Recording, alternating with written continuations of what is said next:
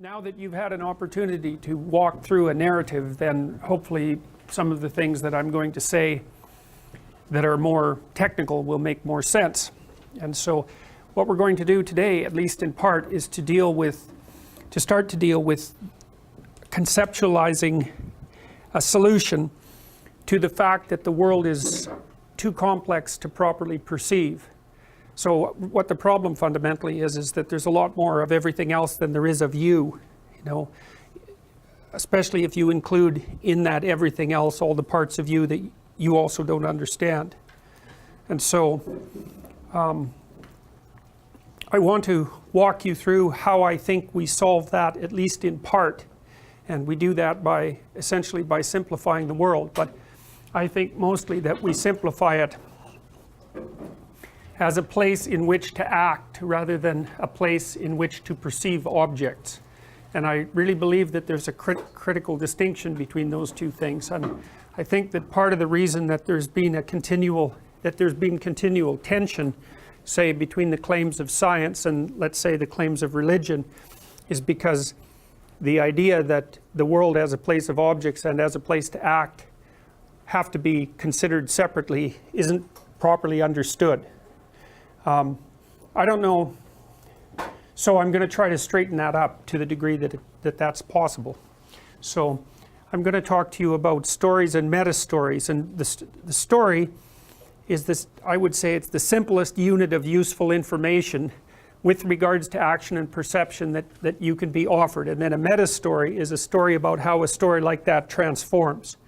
And I would say we'll concentrate on the structure of the story, and then we'll get into the structure of the metastory, and that'll constitute today's class. So the first thing I want to show you, I know many of you have seen this, but I'm going to show it anyways. For the longest time, it was presumed that, say at least in the 20th century, it was presumed that we make a pretty complete model of the world, and then we act in the world and we compare what happens to that model, and as long as our model and the world are matching, then roughly speaking we believe that everything is okay and our emotions stay under control. But if that model mismatches, then we know that something's up. Now, a lot of this work was done by Russians, especially in the early 60s, by two Russian scientists, Vinogradova and Sokolov, who were students of Alexander Luria, who was arguably the greatest neuropsychologist of the 20th century. Luria spent a lot of time studying soldiers from World War II that had received head injuries and of various sorts, and because of that he could draw inferences about how the brain worked, and some of what we're going to talk about over the upcoming weeks with regards to brain function, much of it is predicated on Luria's work. And Sokolov and Vinogradova were his students, and they were interested in this phenomena. They were interested in psychophysiological measurement, right? So as a way of inferring brain function. And so psychophysiological measurement is measurement of those physiological parameters, say like pupil width or skin conductance or EEG, that are in some ways directly reflective of how the brain works. Now, if you measure skin resistance changes with the amount that you sweat, and that can change very, very rapidly, and it changes in response to physiological demands placed on your body. So for example, if your body assumes that you're going to leap into action for some purpose, then it's going to open up your pores to prepare you to keep yourself cool, and you can measure those transformations quite accurately by measuring the electrical resistance of the skin. And so what you see, if you put someone in a lab chair and you expose themselves to different stimuli, you find that, for example, if you expose them to something that's threatening, say like a picture of a snake, then their skin conductance will decrease because their skin conductance will increase because they sweat a little bit more, and it's quite a rapid response. It can be a very rapid response. Now, one of the things that Sokolov or yeah, that's right, noted was that if I sat you down, for example, and I put some headphones on you, and I played a tone to you that repeated, just exactly the same tone that repeated at predictable intervals, that the first time you heard the tone you'd produce quite a spike in skin conductance, and the next time a slightly smaller spike, and then the next time a slightly smaller spike, until after maybe you'd heard it 3 or 4 times you would not respond to it at all, and that was often regarded as habituation. And habituation is the same thing that you can see in snails, for example, and I'm using snails as an example because they have very, very simple nervous systems. So if you take a snail and you poke it, then like it comes out of its shell and you poke it, it'll go back into its shell, and then it'll come out. Then if you poke it again, it'll go back into its shell and it'll come out. But if you keep doing that, sooner or later the snail will just stop going in. And you might think of that, it has been conceptualized as the simplest form of learning, habituation.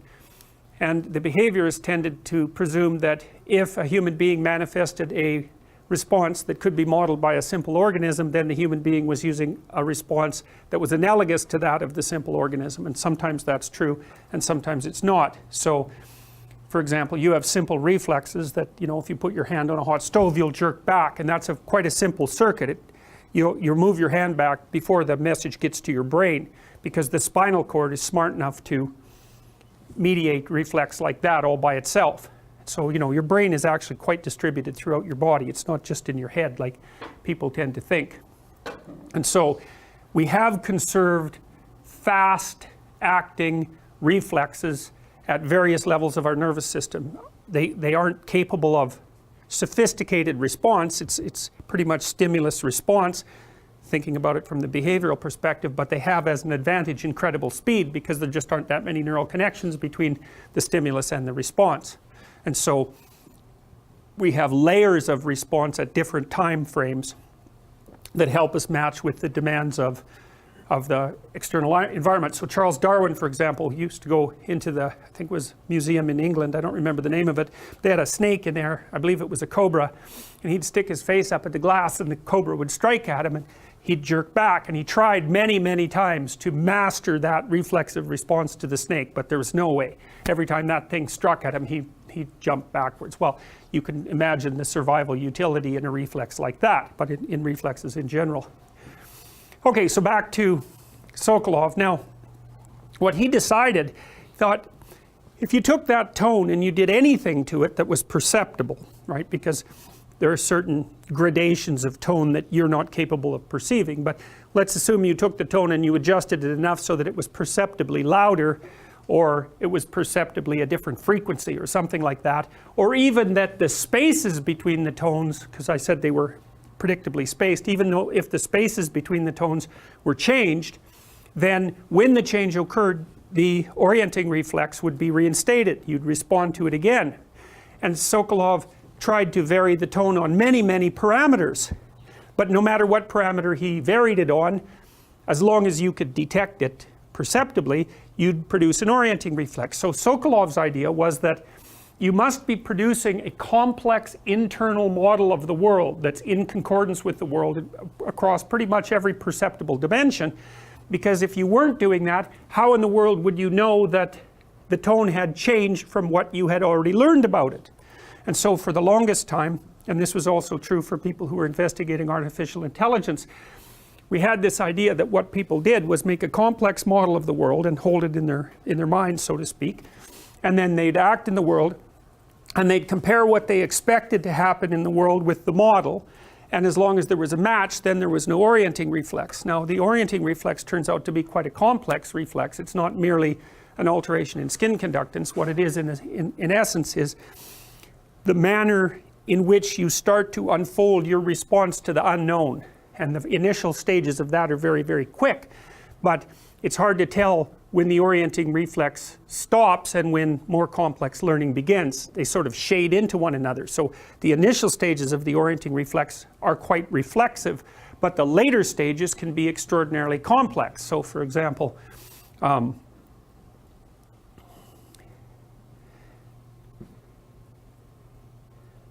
well, I always think the example of betrayal is the best one because it's so complex. So imagine that, you know, you come home and you find evidence, lipstick or something like that, evidence that the person that you're with is betraying you, the first thing that's going to happen is that you're going to orient. There's going to be a real shock, and that's reflexive. It's very much akin to the response that you would manifest if you saw a predator or snake or something like that. And so that's very instantaneous, you know. And then that'll prepare you for action. You'll get ready to do whatever it is that you need to do next. That'd be a very unpleasant thing. But then it might take you even years to fully manifest the learning that would be necessary in a situation like that, because there's so many things that you have to reconsider. First of all, the person might now appear to you as a threat. That's pretty immediate. So there's a biological, physiological response first. Your body reacts first.